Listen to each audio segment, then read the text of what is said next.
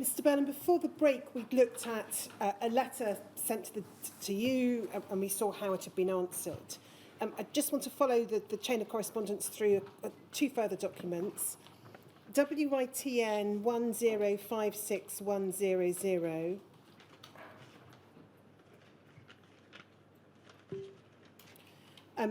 This is a further letter from the same individual, again addressed to you, and picking it up in the first main paragraph, the observation is, your reply via Paul Larkin at the Department of Health does not answer my questions.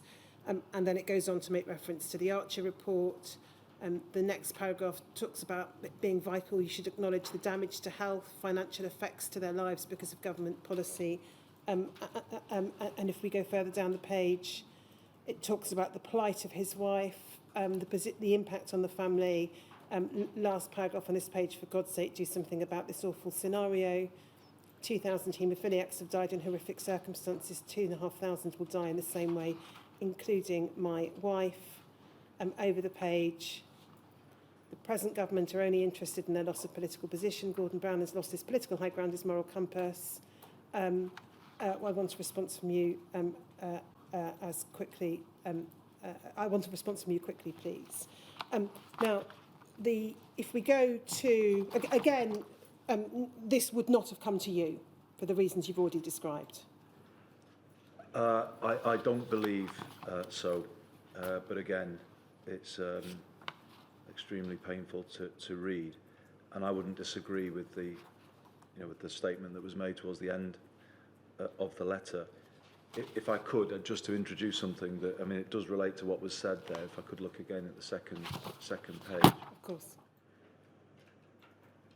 It's important for me to say today, that may help the rest of proceedings today, that we were at a time where unresolved issues during our period in government, as I said before, not just in the Department of Health, but more broadly, were kind of coming right up. And the I say the question is a fair question for sure. But before arriving at the Department of Health, I had been working on the Hillsborough issue. I'd attended, people may recall, Anfield on the 20th anniversary of the Hillsborough disaster, and had made a speech as Culture Secretary, and had kind of stepped outside of government, if you like, collective responsibility to make an individual call alongside Maria Eagle MP for disclosure of all Hillsborough documents. And I don't say this to defend individuals, but even though I'd done that, Gordon Brown backed me on that. And I mention it here because the question is very, very fair. But I was in that kind of position, if you like, at that point in time, where I was beginning to put pieces together and think, why are so many people in this country crying for justice of some kind? Is there something wrong with the way in which we're governed, basically? And I was the cogs were kind of churning on that particular question. So I just think that's relevant, because I just think it's important in an inquiry like this not to think about, okay, we're very much focused on that issue, but the wider context here to this was I had already gone through a process of seeing something that was fundamentally wrong and undermining of the government's position on Hillsborough, which was amended police statements, and I'd initiated a call for disclosure there. And I was kind of bringing that experience, if you like, to, as we will go forward, to this particular issue. And just to complete the picture in terms of this particular chain of correspondence, if we go to DHSC 6696667,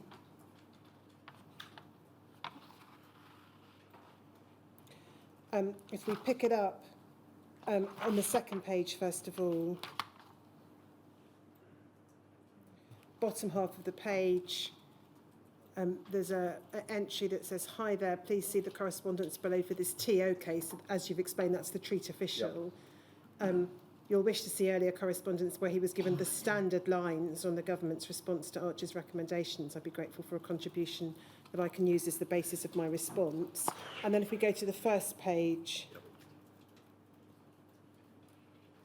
bottom of the page, there's a response here. I promised to come back to you. Unfortunately, the CJD policy lead is on leave for another week. I found some useful information on the VCJD case. And then this, I suspect we've not heard the last from Mr. or Mrs. Wintle. Presumably, if they continue to ask similar questions, and those are the questions that we've looked at in some of the correspondence I've just taken you to, we ought to tell them that we do not intend to reply to their letters. Do you have any observations on that? I mean, they talk about sort of lines, don't they, and defensive lines. I mean, the other way of putting it is stonewalling lines, aren't they? That's what they are, the same lines being given in response to very, very personal letters. And I'm not going to sort of blame the individual who wrote this. I think, again, my answer to the chair is relevant, that the whole of the kind of government response to this issue kind of began from a position of don't open up because of the financial exposure. And I think that was the whole climate, I think, around this, and hence I think civil servants at this level were that's what they were, I guess, from somewhere, being told to do. Is it right to understand it's a cultural or institutional issue, as you say, rather than not the individual sending these particular messages? But I don't know for certain, so I don't know whether there was a sort of reputational fear within the Department of Health as well, because there could well have been. We don't want individual, that I think it probably was to a degree part of it, kind of a reputational concern, concern for individuals, for the reputation of the department possibly. But I think the thing that was overarching was this fear, this financial exposure concern, which is fundamentally the wrong way in which to address an issue that has caused such devastation to British families. I mean, how could the British government react in a way? This is the heart of it, isn't it? That how could it treat citizens of our country in that we just won't reply? We'll send them stonewalling lines and then we just won't reply. But that basically is what was happening. Now, I want to come now to a letter which you referred to earlier, which is the letter that went out from you. PMOS 0000191.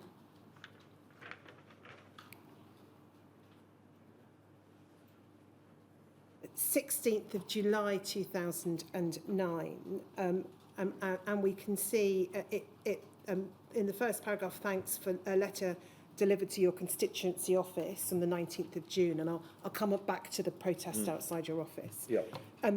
About contaminated blood and blood products, delivered with a number of other letters from people affected by these very sad events.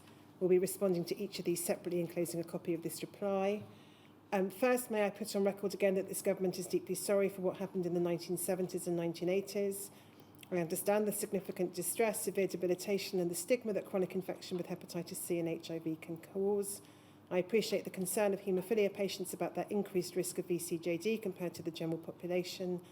The lessons learnt from the tragedy of contaminated blood are important ones, but I hope the steps we've taken to minimise any impact of VCJD demonstrate our ongoing commitment to securing treatments that are as safe as possible. As Lord Archer acknowledges, there's no evidence that individuals were knowingly infected with contaminated blood and blood products. Although there was recognition at the time among the medical community that there was some degree of risk, it was not possible to test donors for these infections. The overwhelming consensus amongst the experts was that the risks were outweighed by the benefit that these new treatments brought. I'll come back to that. I'm just going to go through the... If you just pause there for a moment.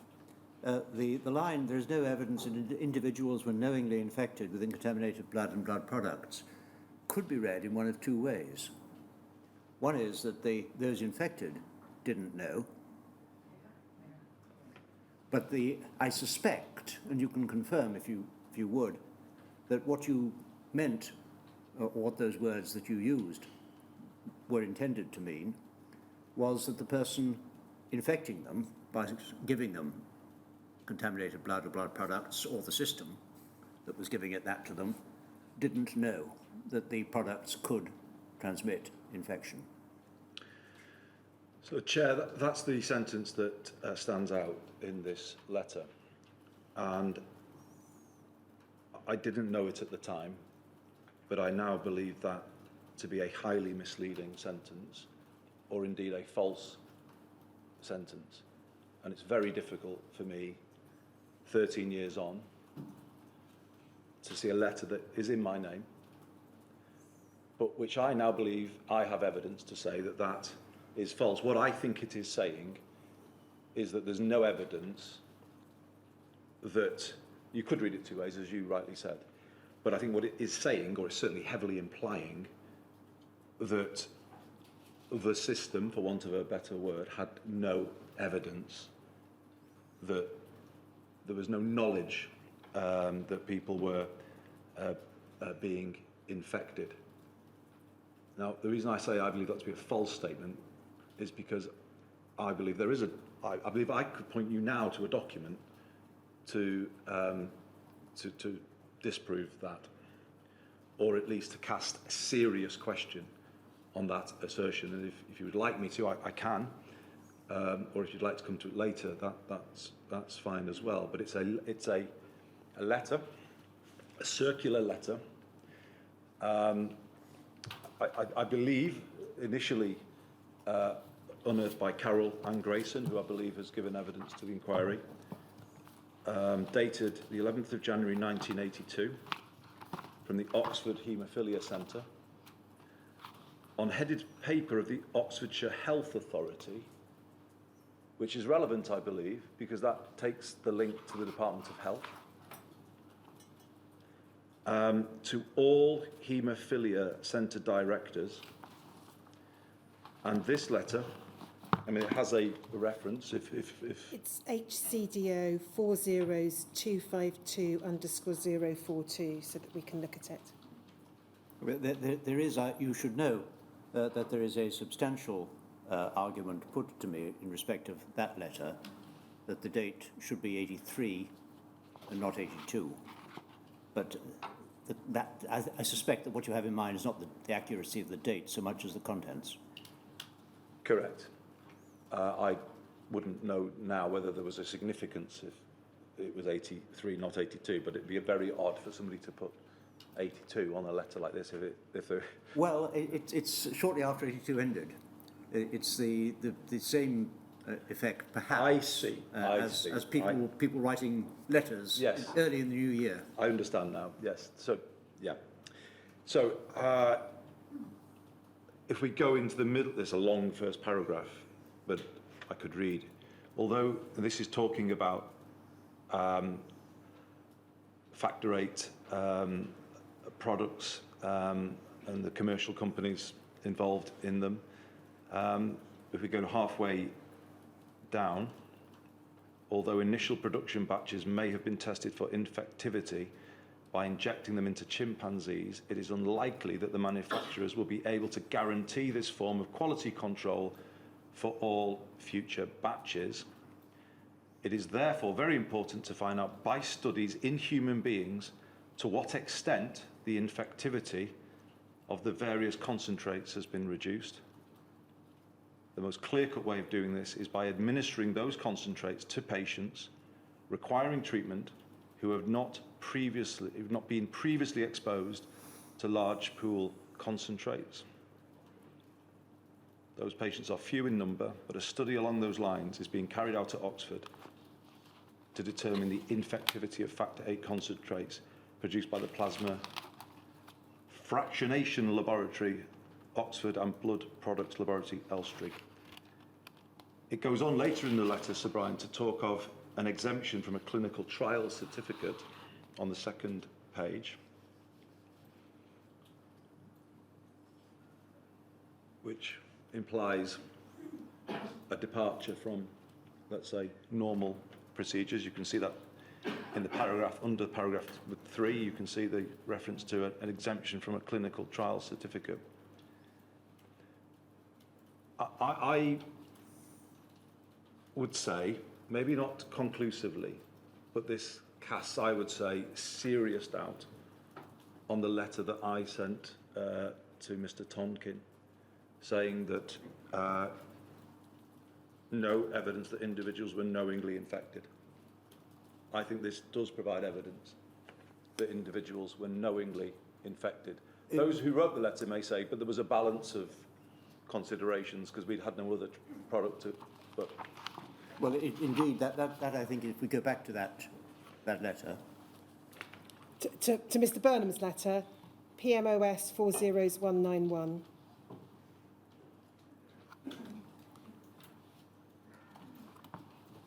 Thank you. And if we just look at the paragraph beginning, there is no evidence that individuals were knowingly infected with contaminated blood and blood products. What I'm going to ask you is whether you saw at the time any tension between those words and the words which then follow, that it was recognised there was risk, and in the context presumably that means risk of infection, and then the next sentence which suggests that the risks were outweighed by the benefit that these new treatments brought. In other words, it may be thought that this letter is saying that individuals were exposed to a risk of infection which the medical community knew about at the time. And individuals may not, unless one interprets knowingly in a different way, may not have known themselves. Well, I think you've correctly explained what this letter is saying, but in my judgment, those risks would have had to be very clearly explained to anybody who was then in the receipt of a product which the Oxford letter said they had not previously been in receipt of, and that they were entering a trial. From what I know, there is plenty, and bear in mind this went to every haemophilia centre director. I think this does make something comes together for me here, which is the number of people who say they weren't consulted about treatments, they weren't told about diagnoses. I think this letter says to me that they were intending to use people as guinea pigs. Now, they could have potentially justified it, but not without patient consent.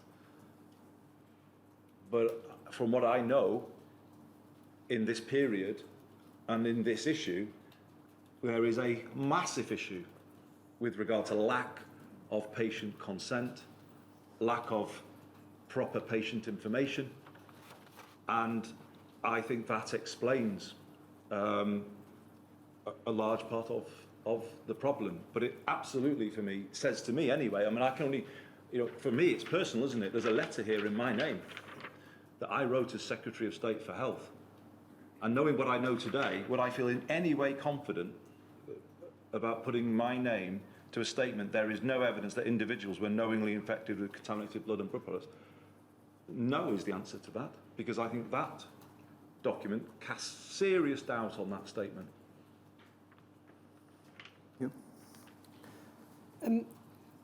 If we go back to the full letter, please, Lawrence. The letter continues referring to the schemes, and then at the bottom of the page, the response to the Archer report. If we go over the page, it deals with the Skipton review, the Archer inquiry, and then a Westminster Hall debate. And then the last paragraph is this: I hope this reply assures you that this government does take this issue seriously, and we are committed to openness and transparency in every respect. Do you have any observations, Mr. Burnham, now on that last part of that last paragraph, the commitment to openness and transparency, which you are here articulating as Secretary of State for Health? in light of your current understanding? Well, I don't have a problem with putting my name to that because I've tried to operate to those principles in my time as a public figure.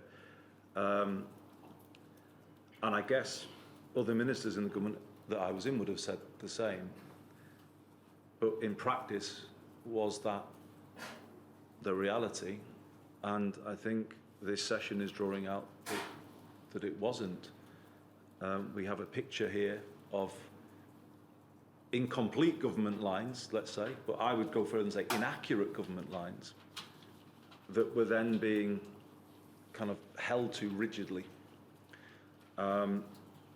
So while I would have been able to write that and sign it in good faith, you know, that it took me longer from the point I wrote this, because obviously I wrote this letter before I'd started to pull away at the threads, if you like, and understand more about it. So it's obviously a difficult kind of letter for me to see when I now believe it to be, well, it's a letter I never would have sent now. And I could understand how the effect on this individual would have been, you know, again, it would have been, put it in the bin, I guess, you know, but it's, you know, I think through the correspondence, there's like faux sympathy and commitment to high principles that were just not justified by the actual behaviour and the treatment of distressed individuals in this instance. There's one further letter I wanted to ask you about, which was sent from Gillian Merron, which is at WYTN 1056106. It's sent around the same time, July 2009. And this is to Colette Wintle. And it's just the last paragraph. So again, we have the expression of sympathy, and then it continues, if doctors and medical experts had known then what they know now, the tragedy could have been prevented, but the fact is that they did not. I want to reassure you that we take our responsibility to guard the safety of the blood supply extremely seriously, and that the lessons have been learnt from these tragic events.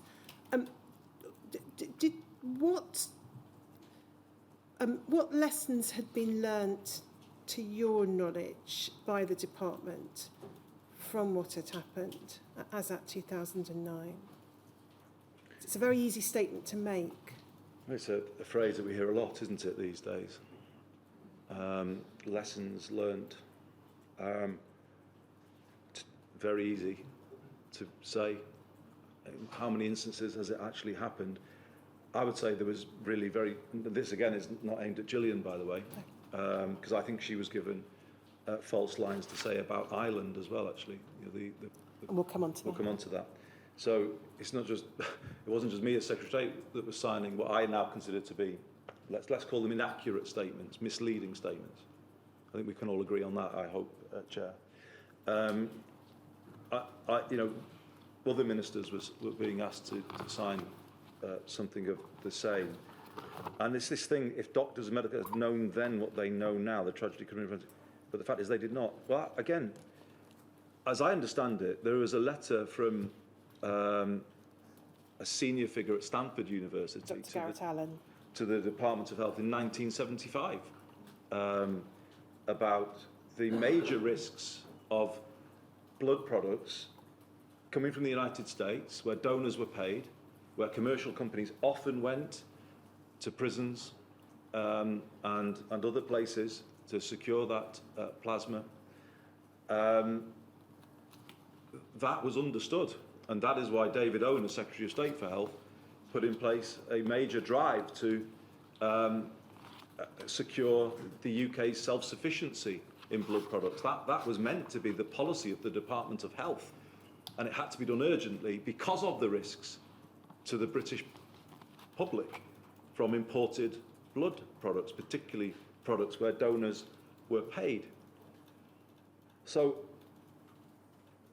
that statement, if we'd known then what we know now, I'm sorry, that is not justified by the facts, because the facts were very well known. And actually there's a minute somewhere in the mountain of paperwork that I've read where a very clear decision was taken to carry on using imported blood products. I think with a financial consideration in mind. So these statements in these letters don't stack up, I'm afraid to say. And it's a very serious matter when ministers of the Crown are being asked to put their name on letters on an issue of this seriousness that matters so much to so many people. It's serious. For the record, we don't need to put it up, Lawrence. The 1975 letter from Stanford, the reference is CBLA 40249. Now, it's around this time, June 2009, not long after you've taken up the role as Secretary of State, that there was a gathering of campaigners outside your constituency office. And you've described that in your statement as something which planted a seed in your mind. Can you just tell us a little about that? Yes, so this was a Friday, I think a fortnight after I've been appointed. And I'm just going to be honest today, you know, infected blood, contaminated blood was not on my mind. I'm just going to have to be honest about that. It really wasn't. Swine flu was certainly very much on my mind. In fact, everything I was doing, you know, the phone was just ringing constantly in relation. It was, you know, Liam Donaldson was ringing me repeatedly on that issue because we were in the first 2 weeks of the declaration of the pandemic as well. Mid-Staffordshire, to a degree, was on my mind because I'd signalled early that I was minded to have a further inquiry on that, so that was a live issue. And I've been out and about in Lee, my former constituency, and I'd had a message that there was a protest outside my constituency office. And sometimes as a politician, you could probably guess what the protest would be about, you know, because you know the things that are controversial around you. But I'd just be honest, I didn't, you know, I kind of didn't have a kind of sense at that point why there would be a protest on the issue outside my constituency office. And, you know, there was, as often in these instances, the staff who were there, they got a bit concerned, and, you know, I think Greater Manchester Police have been involved. And so, you know, I always said, oh, avoid the office and don't, you know, anyway, but no, I said, no, I came back. I think, if I have memory, I came in through a back entrance to the office. And it was something, yeah, it was something of a shock. I think the paperwork shows it that my constituency office had been making fairly urgent inquiries to the department saying there's a protest. And again, it's quite revealing that some of the messages that came back were, tell him not to meet the protesters, you know, we will send strong defensive lines or something. I can't remember, but there was something of that kind. I could comment on it if it came up.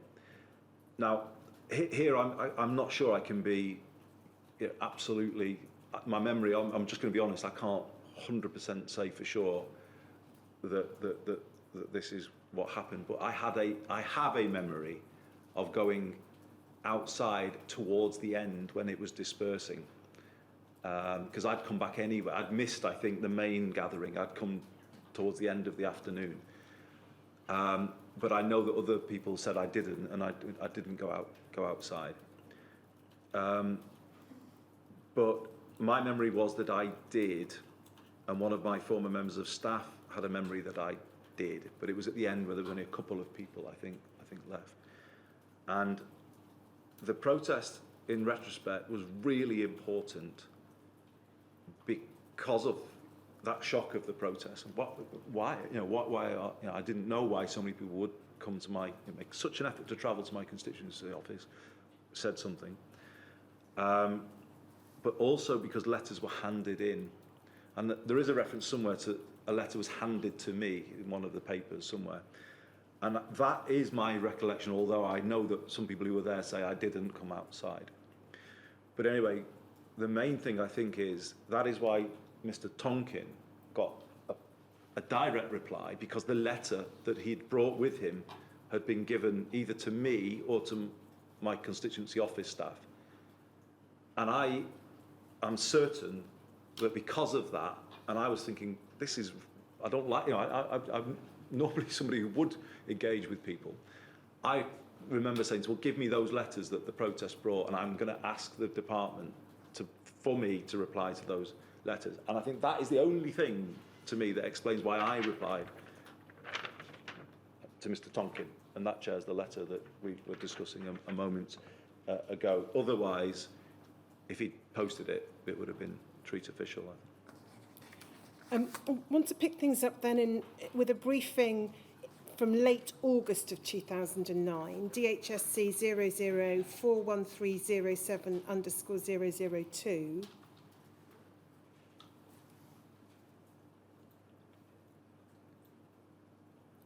Now, this is a briefing it's sent to you from Debbie Webb, and it's in anticipation of a discussion you're going to have with Gillian Merron about the ongoing issue of response to the Archer inquiry.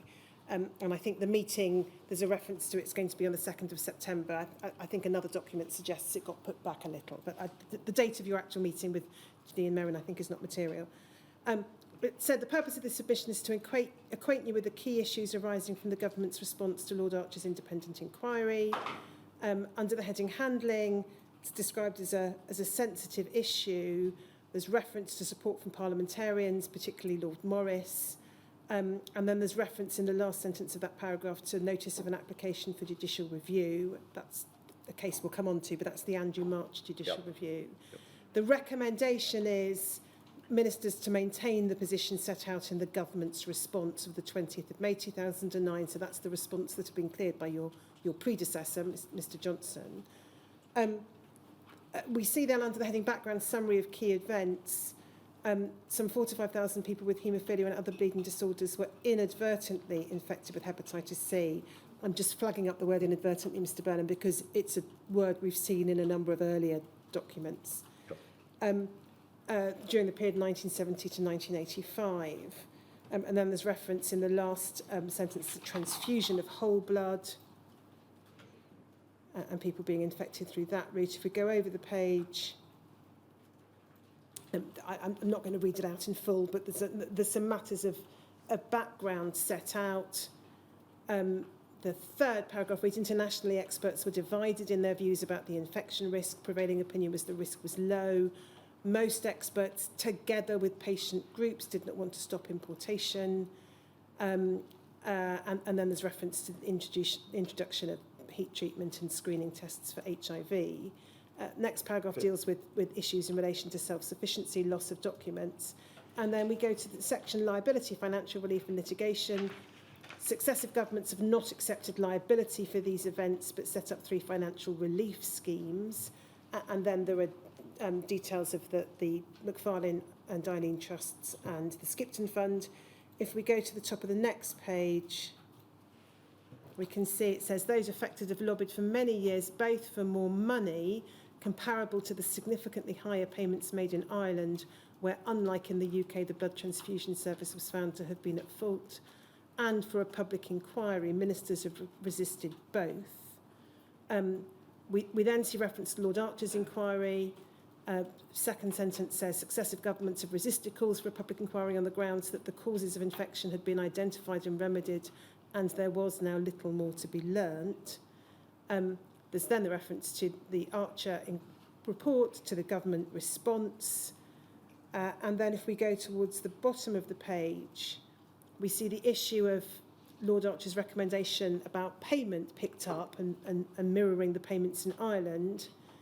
And it's asserted at the bottom of the page, in Ireland, the state did not explicitly admit liability, but contrary to the position in the UK, the Irish Blood Transfusion Service was found by a judicial inquiry to have been responsible on 2 occasions for failures which resulted in the large-scale contamination with hepatitis C, and more detail is given about that. There's then various things set out, view from stakeholders, parliamentary background. I don't think I need to read any of that. And then if we go to the next page, key developments going forward. Lobbying is likely to continue, particularly for increased payments to those affected. And then the first paragraph sets out in more detail the anticipated judicial review, which has now begun, and then reference in paragraph 2 to the Penrose inquiry having begun in Scotland in January 2009. That's the background briefing that you received. I just want to pick up on those two items set out on that page. The Andrew March judicial review. Now, it doesn't appear that you had much by way of direct involvement in the judicial review. I will have a handful of further questions about it later, but is that surprising that as Secretary of State you weren't more directly involved with litigation against the government, which could have significant financial implications if it was successful? Possibly. I just think it is the case that there are lots of judicial reviews that are launched against government departments. But given the significance of this one, yes, I think it probably is in this case, given how high profile and controversial that statement was around the Ireland comparison. I think just, if I could comment on what you've shown us. Absolutely. I think this is a partial account that's riddled with inaccurate or misleading statements. So, and then not just one, numerous. You quoted earlier statements about experts were divided and was it the consensus that the risk was low? Well, why then did David Owen initiate a massive drive to increase capacity at British laboratories? That's not the case that opinion was divided. I think there was a very real understanding that the risk was high. So, there's a whole question of Dr. Owen's papers, isn't there, from that period, and how they disappeared. But I don't think that's accurate again. So I need to say this because obviously this is going to a Secretary of State, and I don't believe in my time as a minister I would have been routinely served up with something this incomplete or this this misleading. And then the second reference on this page is in relation to the Penrose inquiry. Again, the documents don't suggest that being something with which you had, in terms of what the Department of Health's response or involvement would be, any particular active role.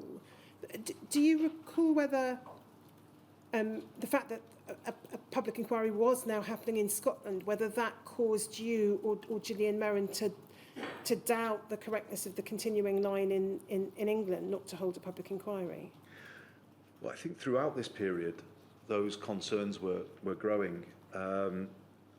Could you remind me of the date of this? This is 28th of August 2009.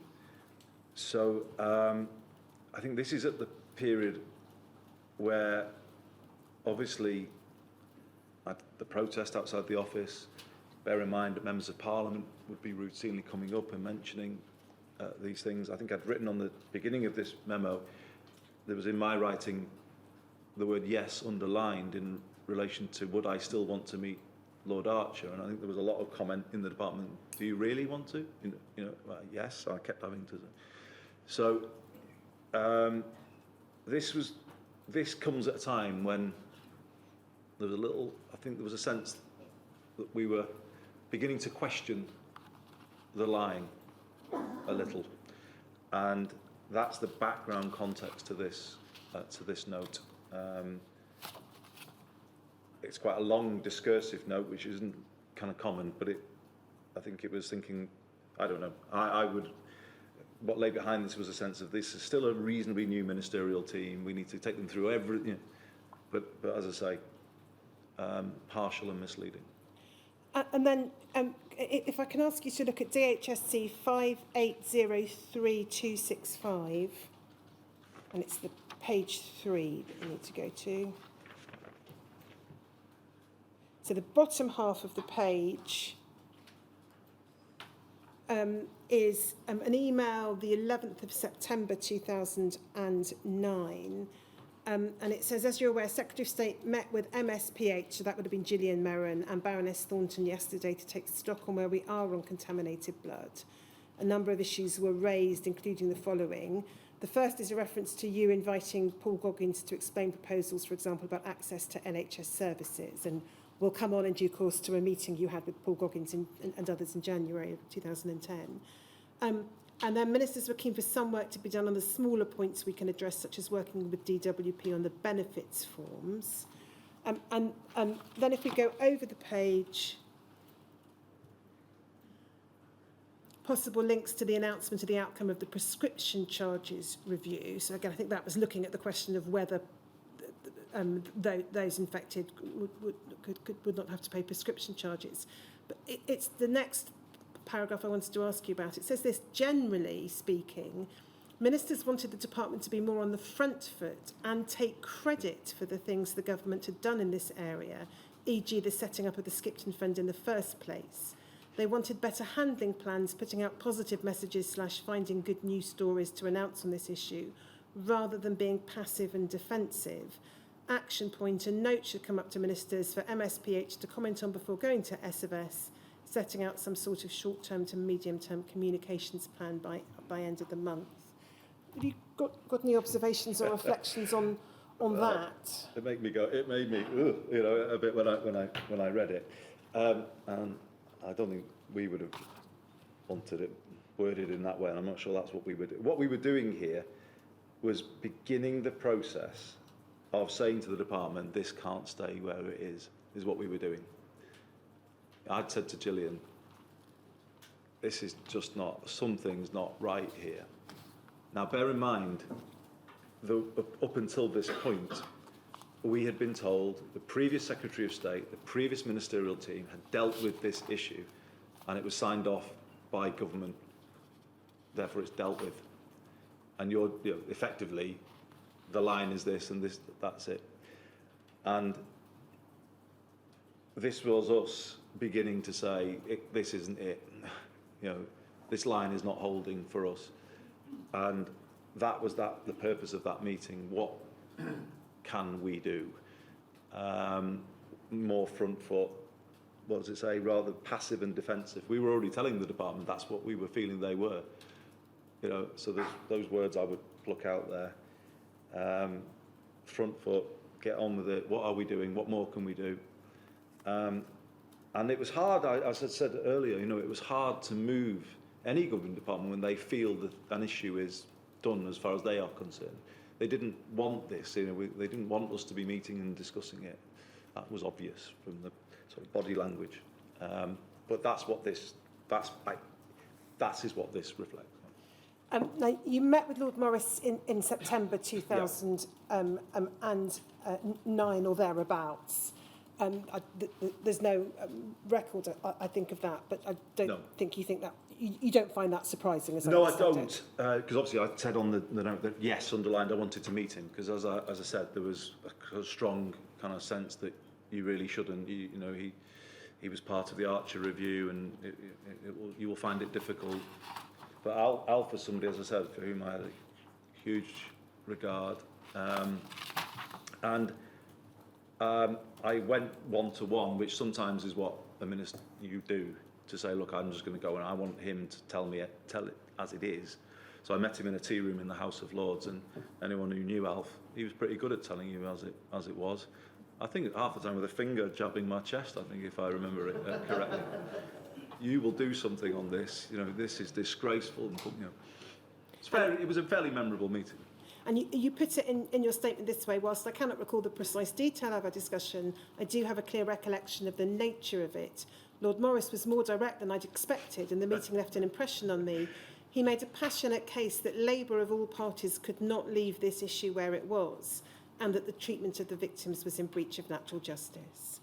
And you've said in your statement, this added to the constituency process was, as it were, the next stage of the seed beginning to germinate, so to speak. The seed was germinating. That's a nice way of putting it. And bear in mind, Paul Goggins, who's been mentioned a lot, was Alf's successor as the Member of Parliament for Wythenshawe and Sale East. And Paul, I was very, very close to Paul, sadly no longer with us. Now, you then had a meeting with Paul Goggins, which took place in January 2010. Before I ask you about your recollection of the meeting and the significance it held for you, can we look at the briefing that you received in advance of it? It's DHSC 5190274.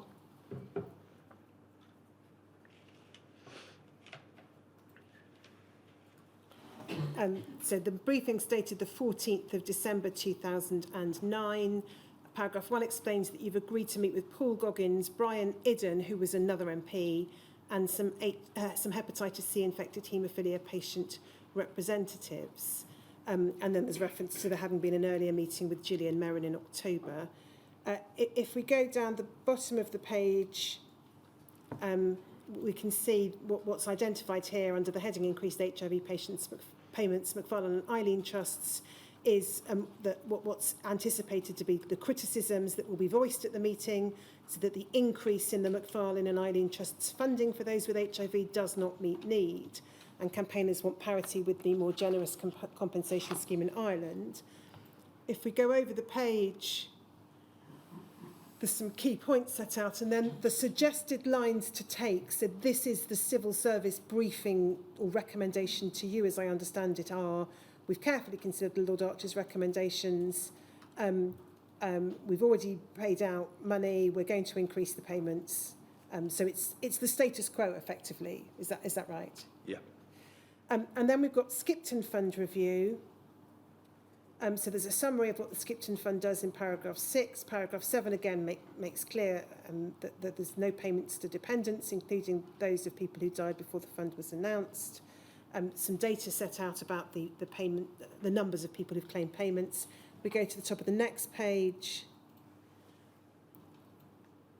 Paragraph 11 sets out the government response, i.e. the review in 2014. And it says, so there's still no support to those who died before the 29th of August 2003 who currently cannot claim, an anomaly the widows were campaigning to be rectified. In recent weeks, there's been an increase in correspondence seeking to highlight the differences between the ex gratia payment schemes for HIV and hepatitis C. We think you will be heavily lobbied on this point. And then the criticisms that are anticipated are set out. The Skipton Fund should be reviewed now. To wait longer is kicking it into the long grass. No payment to widows, dependents, nothing for those who died before the 29th of August 2003. And then again, campaigners wanting parity with Ireland. The key points are essentially money has been already paid out and they're tax-free and disregarded by the DWP. And then the suggested lines to take essentially are, again, the status quo, I think, and maintenance of the current line. With the fourth bullet point being, again, the review in 2014. So you're not being, it's recommended to change the government line? No, there's no suggestion of that. And as I said, I think there was a very strong suggestion of, do you really want this meeting? It wasn't just the Alf Morris meeting, it was the same with the meeting with Paul and with Brian Idden. What I need to say again is that the parallel with Hillsborough is important, because Paul, as somebody else, it makes me slightly emotional to talk about him.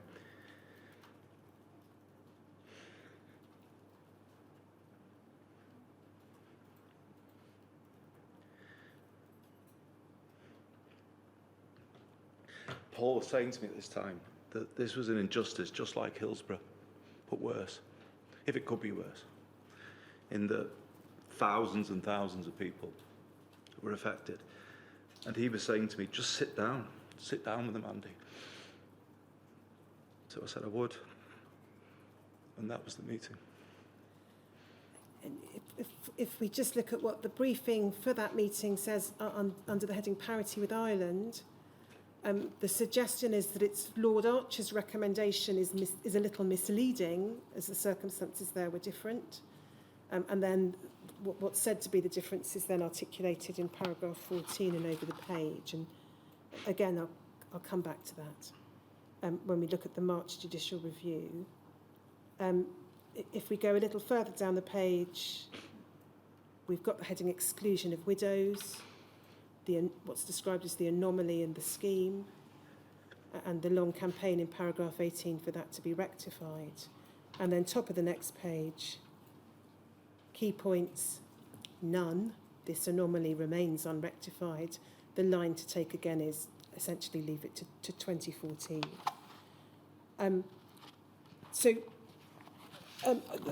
The briefing goes on to deal with the issue of insurance. It's obviously an important practical matter, but I'm not going to take the time reading it now. So the briefing you were getting, is this right, Mr. Burnham, is essentially, please don't change the existing policy. Yes. You had that meeting then with Paul Goggins. May I just ask a question? Really, it's directed, I think, to you, Ms. Richards, for the team. If we go back to page 3 of this document, under the suggested lines to take, the third bullet point appears to be saying that only a minority of hepatitis C infection results in serious liver disease, about 20% of Skipton Fund recipients. That may well reflect a position, I don't know, that 20% of Skipton Fund recipients had developed what is described as serious liver disease. But it's stated in the basis that this is, if you like, the ultimate end point of hepatitis C infection, which doesn't fit with the expert evidence that we had as to the position as it was understood, certainly when the experts gave their evidence to us back in, I think, 2019, 2020. 2020. Where the evidence was that 20% or to 30% of people cleared. Of the remaining 70 to 80%, one expected a progressive, depending on their age, but a progressive decline into almost inevitable cirrhosis, with the effect that by the age, after some 20 years, 30% will be suffering, and so on.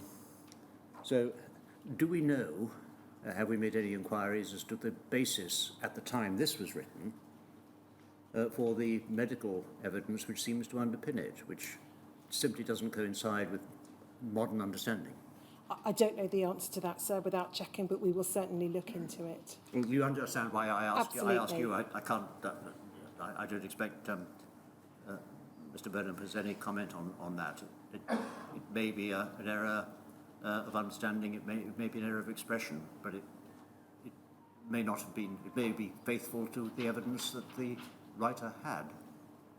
Yes, but it's obviously important because it may have fed into the existing policy position of not doing anything further in relation to Skipton Fund payments. Because it's not serious enough. Yes, if based upon a misunderstanding of the actual position. So we will certainly look further into that, sir.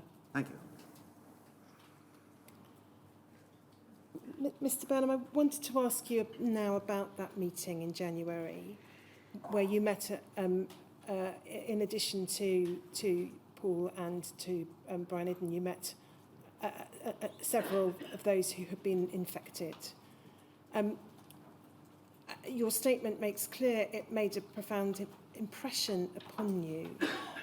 Why was that? What was it that was so significant about this particular meeting? Because as I said a moment ago, Paul had asked for it on a very different basis. This wasn't just an MP asking for a meeting. Paul's an extremely close friend, and he'd said, just sit down, talk to them, hear it, engage. He just said, just do what you did with the Hillsborough families. And I said to him, of course, I'll do that. Of course I'll do that. And so kind of Paul was that kind of person, he was just kind of knowing about people and he knew what I needed to do, I think is the way I would put it. He knew he needed to get me to a position where I just sat and I listened. And we deliberately, he said constituency office, not department. So we'd kind of arranged that. So we'd arranged it for a Monday morning by memory. And it didn't happen in December, as I think the note suggested. In the end, it happened in the January of 2010. And I remember it quite vividly because it was just after my 40th birthday, and it was a really heavy winter from a snowfall point of view. You know, it was kind of piled high everywhere. And on that particular Monday morning, my children's school was shut. And they were at home, and I remember playing football in the garden with my son. And I said, well, I've got to go into Lee to do a meeting.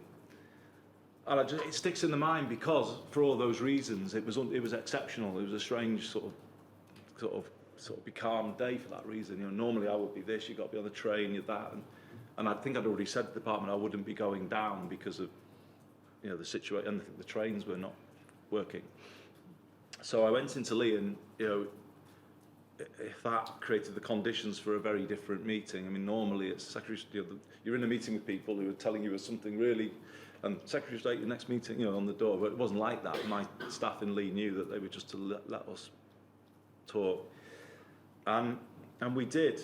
And that was the first time, and I have a permission to use her name today, somebody I've come to know very well over the years, Eleanor Bates, and Fred Bates, her husband, who was infected. I got to know them very well. You know, they were Paul's constituents. Paul asked me to get to know them, and there were others there that day. I don't have their permission to use their names, but Brian brought constituents as well. And it was something that Eleanor said in that meeting, because Paul kept saying to me, there's a parallel with what you did on Hillsborough. So just if it helps the inquiry for me just to say this, how could I reopen Hillsborough? You know, when you're in government and there's a firm line that there was no fault and no this, you know. It was amended police statements with Hillsborough. I found evidence through a journalist colleague of mine called David Conn that police statements had been amended before that. You know, they were written by police officers, then amended by seniors, and that's what we used to open up Hillsborough.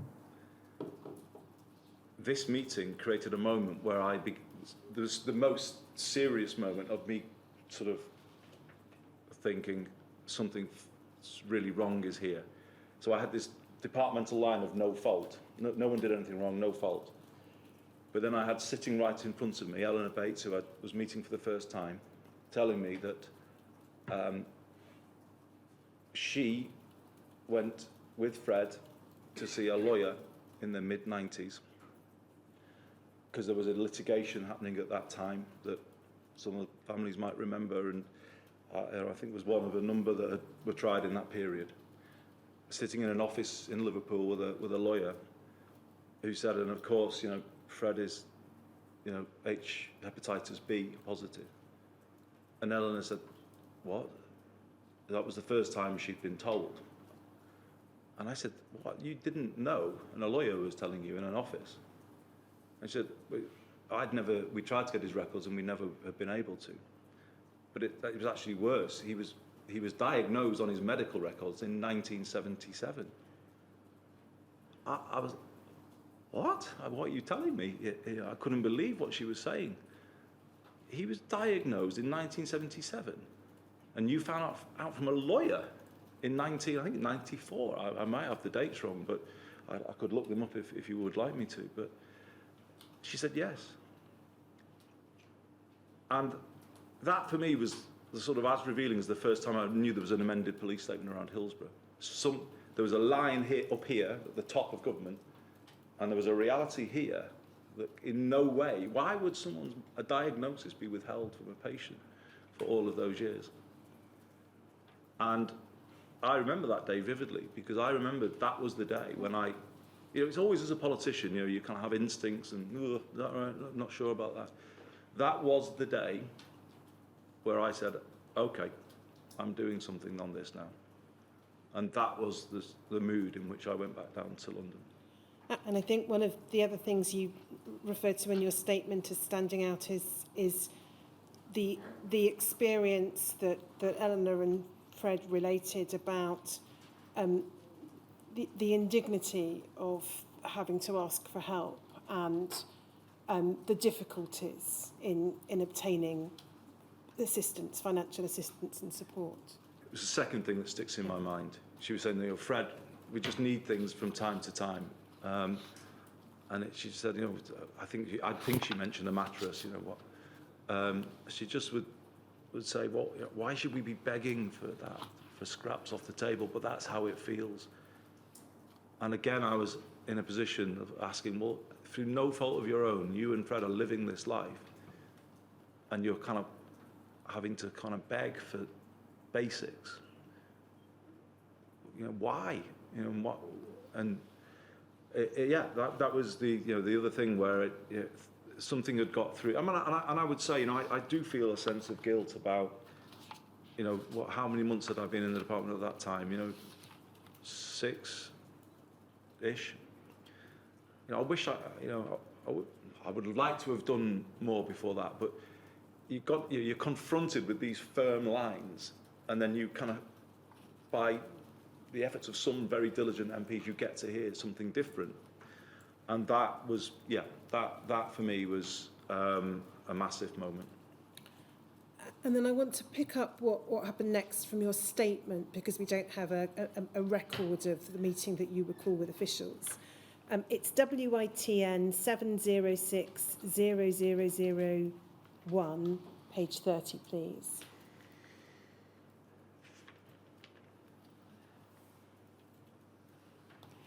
So I'm going to just read from paragraph 10.29, if I may. You say this: following my meeting with Paul Goggins and others, I notified the permanent secretary that I wanted a meeting with senior officials to discuss contaminated blood issues. I think that this meeting took place in late January 2010, but in the context of a meeting that was called to discuss departmental priorities. As far as I can recall, those in attendance included me, Gillian Merrin, Hugh Taylor, and other senior departmental officials. My advisors have told me that extensive efforts have been made to find a record of this minute/note of meeting, but so far without success. I can recall raising both of the issues that had come over to me so forcefully in the meeting in my constituency office. On the issue of the failure to communicate the diagnosis, I asked officials whether there was a case for full disclosure of all official papers related to these issues, as clearly there was something seriously amiss if patients had not been informed of a diagnosis of something as potentially serious as hepatitis B. I drew a parallel with Hillsborough and the independent panel that had recently been established to oversee disclosure of all papers. In that case, we had specifically asked the panel to match any papers held at a policy level with instructions that may have led to an operational impact, i.e. amendment of police statements. On the basis of what, and that's Eleanor, again, we had permission to use her name, had told me, I wondered how a diagnosis could come to be withheld from a patient and whether any instruction or policy to this effect would be revealed in the paperwork. Senior officials replied by saying that they had been fully transparent over the years and that all relevant documents were in the public domain and had been passed to the Archer inquiry. At the time, I accepted what I was told. Now, we'll come on to the next issue in a moment, but can I just ask you about what you say there? So this first point that you'd raised, and is it right, you had in mind the possibility of something like the Hillsborough panel, some not a public inquiry, but something that would be someone external to the department, external to government, looking at the documents and seeing whether they married up, as it were, what the document showed with the departmental lines. Yeah, so the background to this is, from the time I was in the department, I was still dealing with the Hillsborough issue because of its personal importance to me. And I'd been involved in the government because in some ways, the South Yorkshire Ambulance Service was my only, if you like, direct locus for being involved. But I inserted myself very centrally in the talks around the creation of the Hillsborough Independent Panel. And it was I came up with it. It was a new construct which was intended to stop the Treasury saying, oh, you can't have a public inquiry because it's too expensive, which is often what blocked progress on issues. It was intended, I framed it to say, look, just disclose, properly disclose everything and let people see the truth. And then if the truth leads somewhere, then that's where we should go. And so in January 2010, we just agreed finally the terms of reference, and the chair of that panel, Bishop James Jones, and he had begun his work. So that is why was sort of front and centre in my mind, and I was thinking something similar could be what might work here. And I, as it says, I initiated a conversation about that, but it was, it's hard when you're in a meeting with officials. Say, no, we've disclosed everything, which is what they said. And I said, what, everything? And yeah, everything. And I said, well, there's all the records, medical records. Well, we can't go. And so basically, it didn't, and it couldn't go very far because I didn't know that they hadn't disclosed everything. And looking at it now, do you regret that you didn't push that further at that time? Yes, yes. Obviously, there's some explanation. I'm not sitting here to justify everything I did, by the way. I mean, I think you've got to also, there's another important point of context, which was, it's fair to say, I think I knew I wasn't going to be in government much longer. I think we were reading the runes, if you like, and kind of it was clear that our time in government was probably coming to an end. And I was in the kind of position of what can I do? I've got effectively 6 weeks left because the department, already was shutting down a bit. Oh, these are going to be issues for the next after the general election. So there was that as well, and that what could we actually do in this period of time? And so the issue that you did push is the one we then see referred to in paragraph 1032. Yeah. And you say this, on the issue of the Skipton Fund, I said waiting until 2014 for a review was unacceptable and that it must be brought forward. In the discussion that followed, the point was repeatedly made that there was no way of financing any enhancement of the fund following a review, and that if I was minded to proceed in that direction, difficult choices would have to be made. I specifically remember officials raising the idea of selling off the Blood Products Laboratory, BPL, as one way of financing the review. It occurred to me at the time that this was possibly one way of making me go cold on the idea of bringing forward the review, as officials knew that this was an idea that I was unlikely to support. So is it right to read from this that your insistence that the review of the Skipton Fund should be brought forward did not get a good reception from officials? No, it didn't. And it was the reason, I think the reason why this was a departmental priorities meeting, not a specific, that's when I said I wanted to raise issues to do with contaminated blood. The reply had been, well, we need to consider it. We'd had a whole meeting from memory. Oh, we're being asked to make the first efficiencies for a decade by the Treasury. This was the first round of what you would call cuts or efficiencies were coming forward. There was a big efficiency programme that the department had just initiated. Now it's easy in retrospect to see sort of I don't know, wrong, sort of bad intentions and everything. But I do think there was an element of make sure he sees blood in the round with all those other pressures on the department. And I distinctly remember saying that the only way you could do this is if BPL is sold.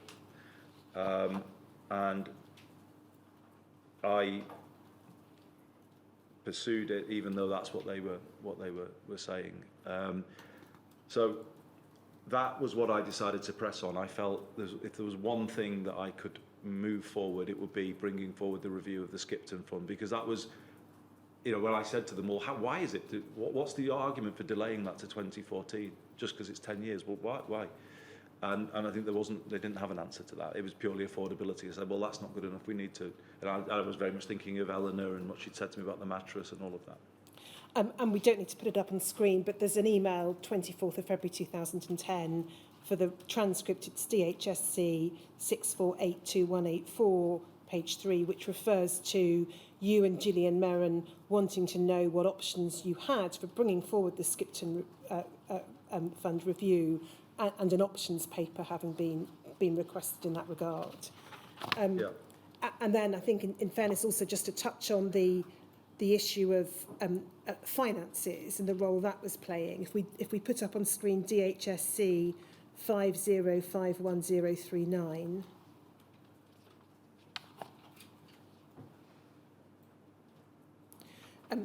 This is in response to an email which is over the page. We don't need to go over the page, but it was enclosing a draft of the submission that you'd requested, and we can see here someone whose title was Deputy Director Financial Planning and Allocations, expressing concern about the costs, and explaining that it may be difficult to find this funding.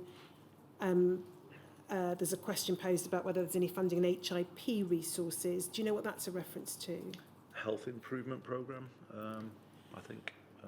Might be wrong. And then it says we can discuss the payment for future years further. There's a reference to securing that for thalidomide. The significance of that will come on to. But it says Treasury generally does not accept this approach and has turned down other similar cases. So it is right to say the financial issues were being raised within the department at that time. Yeah, and I think there are other minutes that say to my private office, if we're going to have a review, you need a very senior person from finance at any consideration. So the department wasn't in favour, let's be clear about that, and they were putting pressure on us not to commit to a review. So I note the time, the options paper will take a little longer to look at than the couple of minutes between now and our usual lunchtime, so perhaps we could pick it up at 2 o'clock. Yes, indeed. So we'll take a break now till 2 o'clock. 2 o'clock.